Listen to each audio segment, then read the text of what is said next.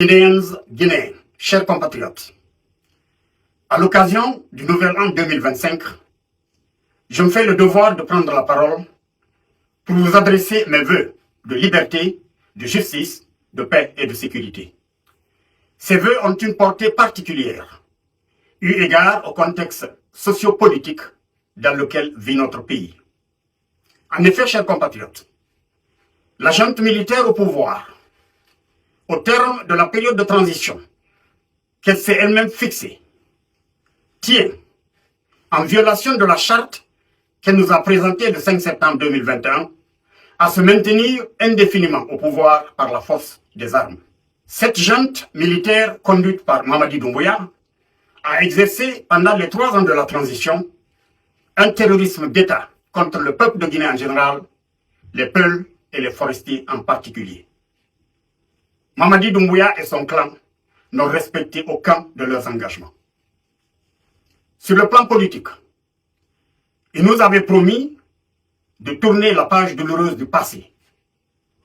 Ils ont promis de procéder à la refondation de la Guinée. Ils ont promis que la justice allait être la boussole qui guiderait toutes leurs actions. Ils ont promis de finir avec l'ethnocentrisme en Guinée. Mamadi Doumbouya avait promis en particulier que ni lui, ni un membre du CNRD, du CNT ou du gouvernement n'allait être candidat à une quelconque élection après la transition. Mamadi Doumbouya a balayé de revers de la main le semblant de démocratie qui existait à leur arrivée au pouvoir. Ils ont supprimé des partis politiques. Ils ont chassé les principaux leaders du pays.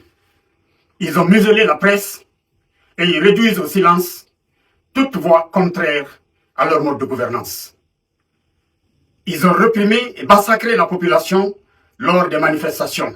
Et aujourd'hui, ils ont interdit toute forme de manifestation, sauf celle financée et organisée par le gouvernement pour faire la promotion de Mamadi Doumbouya pour une candidature éventuelle à des élections présidentielles. Les postes clés de l'administration sont occupés par Mamadi et ses parents malinqués. Quelques postes sont donnés à des amis et à des complices. Il n'y a plus d'élection en Guinée. Mamadi Doumbouya nomme qui il veut à tous les postes, du poste de Premier ministre au poste de chef de quartier, à la place des élus du peuple. Mamadi Doumbouya et le CNRD utilisent la corruption pour acheter la conscience des citoyens guinéens. Depuis les sages jusqu'aux fonctionnaires, tout le monde est impliqué dans la corruption.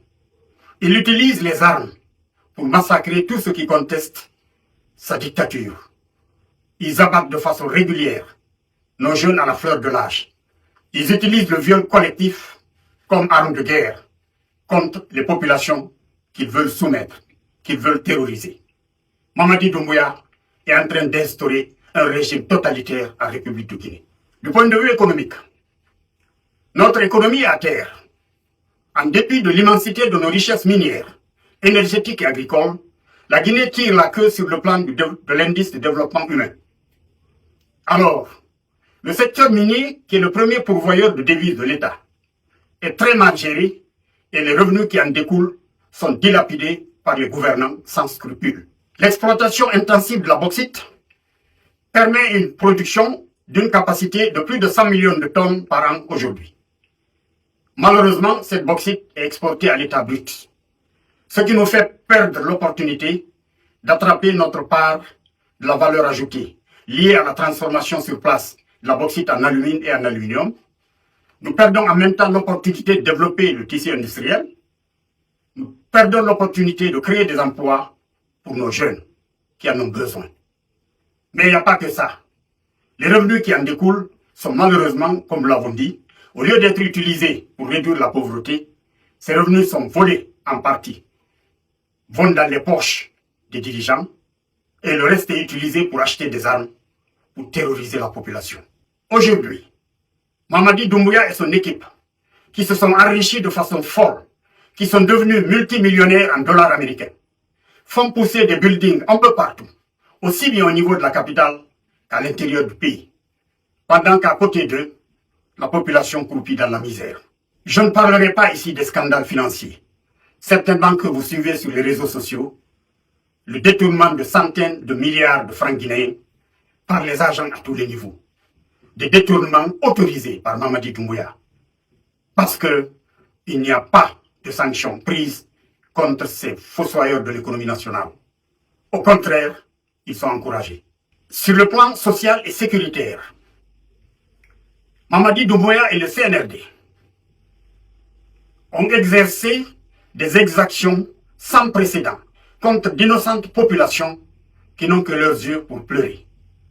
Des arrestations et emprisonnements arbitraires, la torture, l'empoisonnement, l'assassinat, la fusillade de nos jeunes adolescents à la fleur de l'âge, dans les rues de la capitale, dans la commune de Ratoma et ailleurs à l'intérieur du pays. Les viols collectifs organisés contre nos jeunes filles et nos femmes mariées, parfois même en présence de leurs maris et de leurs enfants.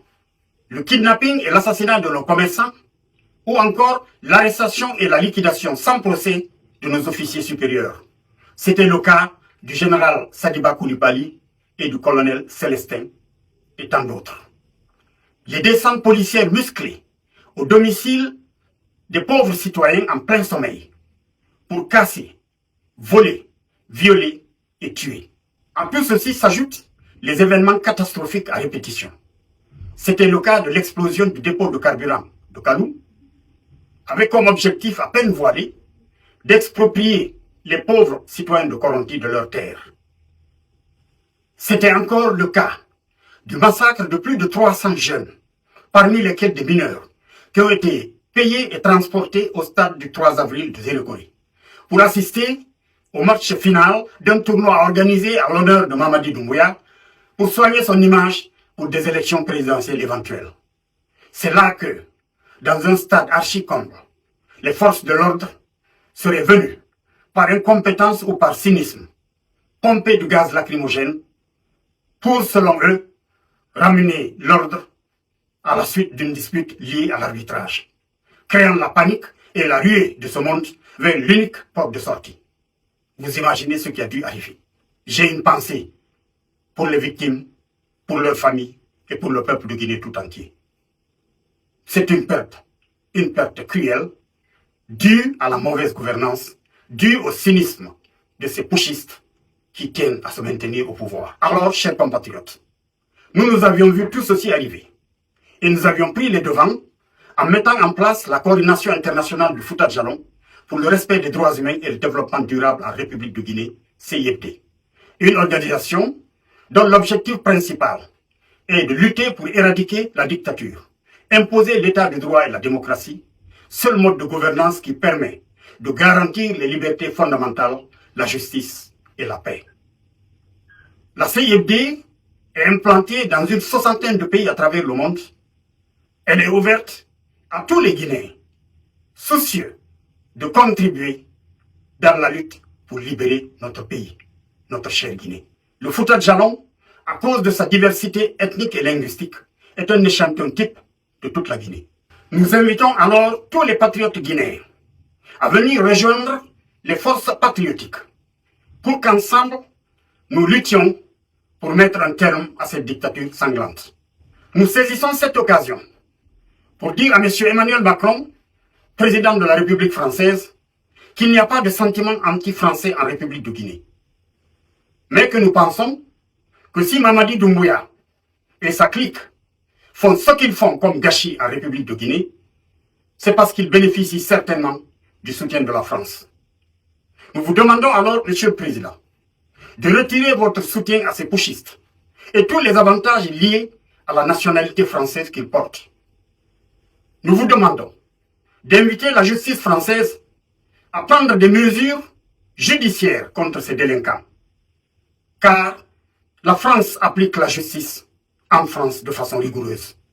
Alors, Monsieur le Président, nous ne comprenons pas que les citoyens français en France se soumettent à la loi, qui répondent de leurs actes devant les tribunaux, et que d'autres citoyens français aient carte blanche d'aller semer du désordre, le pillage, le vol, le massacre de pauvres citoyens en République de Guinée. Nous vous demandons d'appliquer les mêmes mesures sur tous les Français, qu'ils soient de l'intérieur de la France ou de l'extérieur.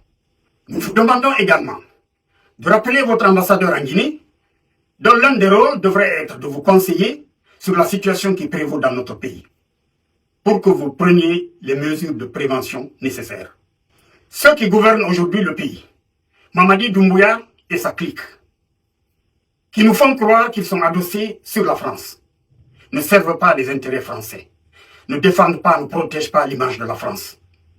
Nous vous demandons donc de vous éloigner d'eux, car le peuple guinéen est un peuple souverain.